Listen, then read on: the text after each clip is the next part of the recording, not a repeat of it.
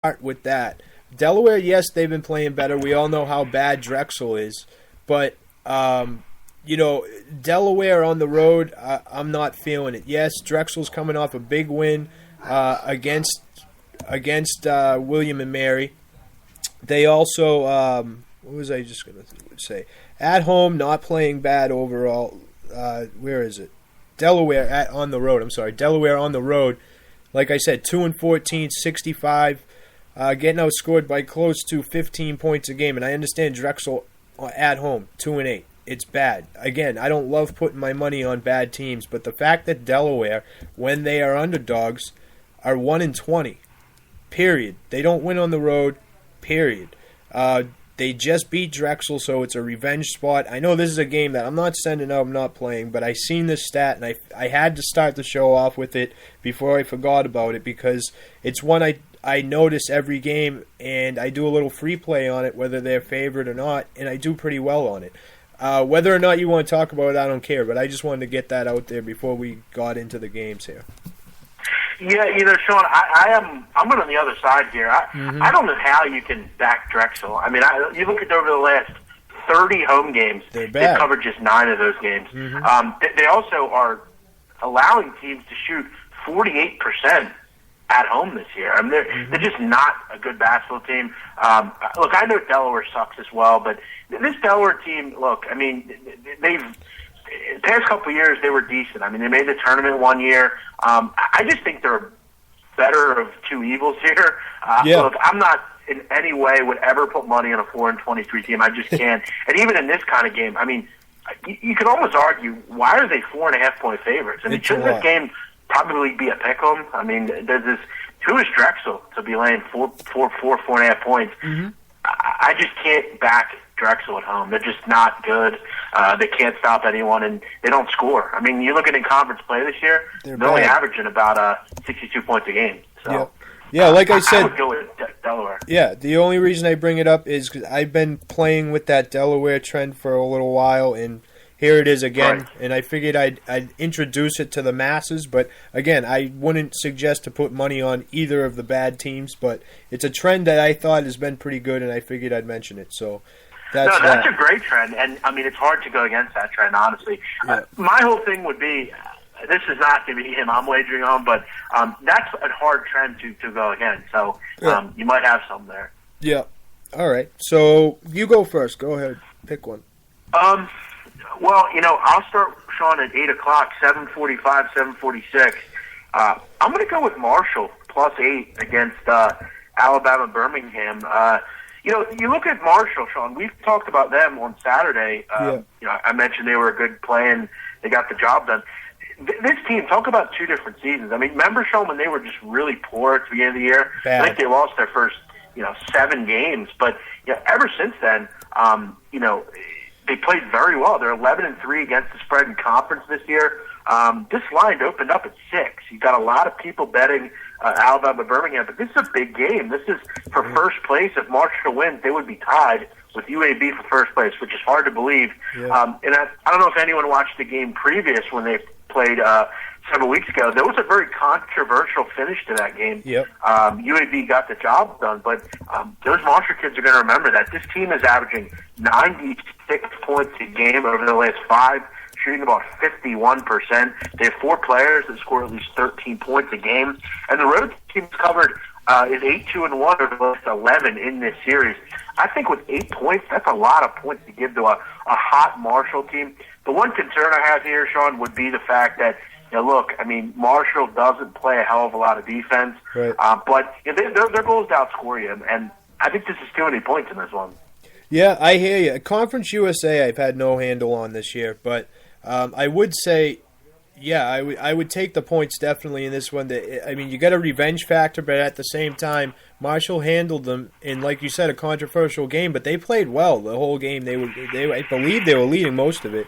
But 170 seems high, but we've said it all year. You see these lines at 170, 180, but they're covering.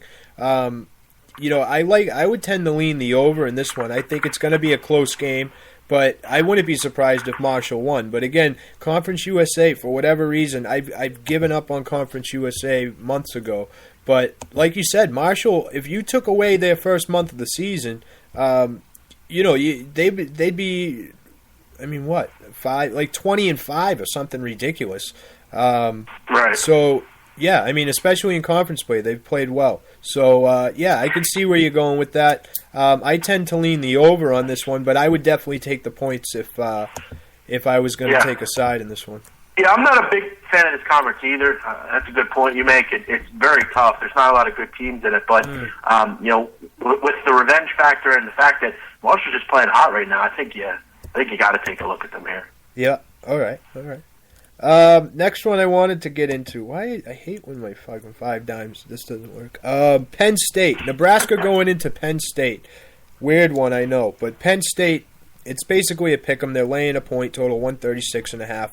Penn State 13 on the year, coming off a couple good wins against Iowa. Went into Rutgers. That's not really a good win, but they also beat Indiana recently. In between that, sandwiched in between that, a trip to Nebraska where they did lose, only shooting 38% in that game, losing 70-54. Nebraska, on the other hand, a lot of injuries, a lot of questionables.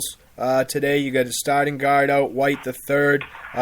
He's probable. These guys are all probable with illnesses, concussions, foot injuries, all kinds of stuff. 2 guards, 2 forwards. They've lost their last 2 at Indiana, to Ohio State, Wisconsin. Their only win really sandwiched in there was against this Penn State team.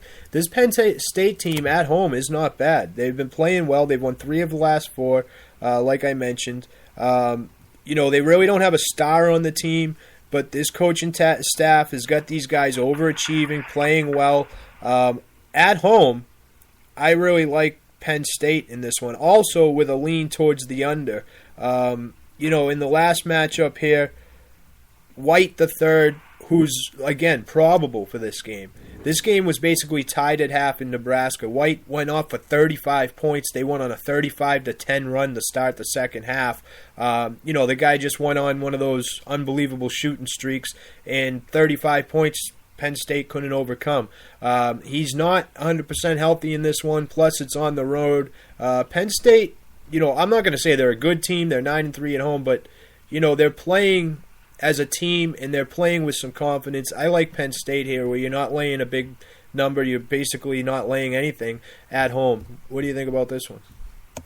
Yeah, I hate to do it, but Go ahead. I like Nebraska here, Sean. I just Penn State. Look, I'll admit they're a very sneaky team at home. I mean, they burnt me a week or so ago. I had Iowa in that game, and for whatever reason, Penn State seems to always play it tough at that Bryce Jordan Center. They don't get a lot of fans there, but for whatever reason, they play hard. Look, this Nebraska team, they're bad. They're not good on the road. They haven't been good on the road for years. But, I mean, you get Siobhan Shields back, their leader. He's likely to play after missing the last 4 games. Yep. Look, they could have beat Ohio State over the weekend. They kind of let that one slip away. They get Andrew White back, a guy that dropped, I believe, 35 points the last time these 2 teams played. Yep. I'm not crazy about backing either team here, because I haven't had great experiences. I'll let you have this one. I would lean Nebraska, but you have a good lean on Penn State. I would go with it. I'm not too big into either of these teams, but with some of those guys getting back, I kind of like Nebraska here. I think Nebraska going forward, next year and the year, especially the year after, they might be good. They got 41% of their total minutes played on the court has been by freshmen. So they're a young team that are getting the minutes now, they're playing. They're not terrible. Like you said, they're competing. They could be all right going forward. So the one problem I have, Sean, is with Penn State, they're not shooting the ball well right now. Just 39% over the last 5 games. Mm-hmm. The under might be worth a look here. Both these teams are not playing particularly well. That was my other lean. So yeah, that might be the look here. That's a good call by you. Yeah, even if you're thinking about that, like I said, it was like a 1-point game at half. The final score was 70-54, which is way under the total, and that was still with a 35-10 run in the first 8 minutes of the second half. So you knocked that out. Yeah, it was 32-31 at half, and right. I mean, Nebraska had 8 threes compared to Penn State can shoot the ball. That's a good point. I mean, you make a point there. Yeah, you take those. You take that giant run out in the first 8 minutes. You're looking at a total that was going to land probably around 110, and you're getting like 135 here. So the unders also, that's a pretty good play too. Yeah, I mean, neither team is playing very good on the offensive side of the ball right now. So yeah. that might be the play here. I think so. Yeah. All right, go ahead. The next one here, I'm going to go with game 8-13, 8-14. I'm going to go with Idaho State here at home, getting 5 points against Montana. Idaho State, they've covered in the last 17 home games. They're 13-3-1 against the spread and 6-2 this year. They've won 4 of 5. They kind of remind me a little bit of Marshall. Didn't have a great start to the year, but have really come on, lately. Montana just 4-7 on the road this year against the spread. Interesting stats here, Sean. I know you'll like these. Idaho State 21-5 over the last 3 years against teams with winning records, and over the last 10 games against teams with winning records in the second half of the season, they are a perfect 10-0 against the spread.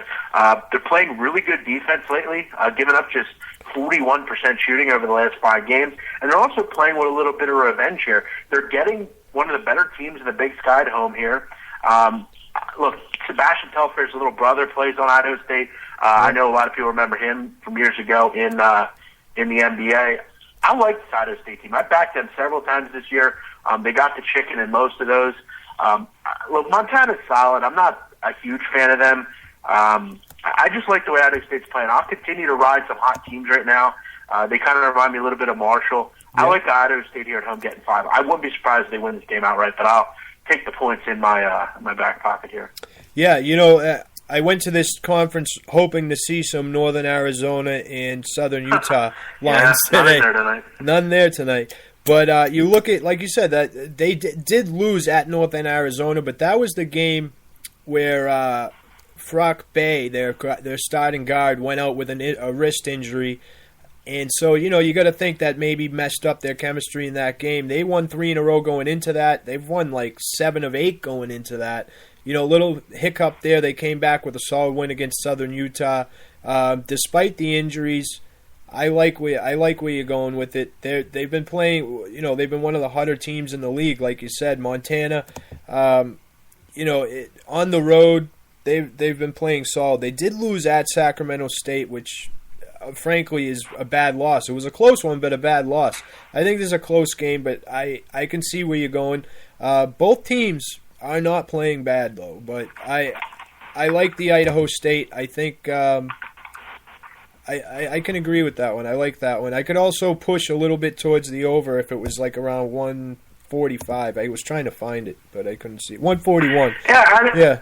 I mean, I know there's not many games left in this conference, but I mean, Idaho State's only 3 games back. I mean, you got to remember seeding, and seeding's real important in the conference. I mean, you try to get higher up just because you want to play some of the better teams. I just think the way they're playing right now at home. I know they lost to Northern Arizona, but you ever watch some of the games where you just watch, like last night, Villanova just couldn't get anything to go their way. Everything was going the way for Xavier. Northern Arizona in that game, just everything was going well for that one and that one. So I'll take the Bengals here in this one. Right. Also, with the total, if you look, Idaho State at home, just at home since '97, the over's 72-30. That's pretty impressive as far as, I mean, that's almost 67%, Jesus. But, yeah, I like where you're going with that one. Next one, and I'm going to stay, this line I can't figure out. Maybe you can help me with it because I haven't been really into this conference as much either. We're going to back to Conference USA, but I had to take a look at this one. UTEP getting 7 at Old Dominion. Now, UTEP is 17-11 on the year.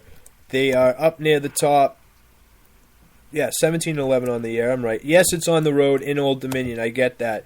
But Old Dominion laying 7 in this one. I don't know. They just went into Marshall. They lost. They lost to Rice recently. And you look at UTEP.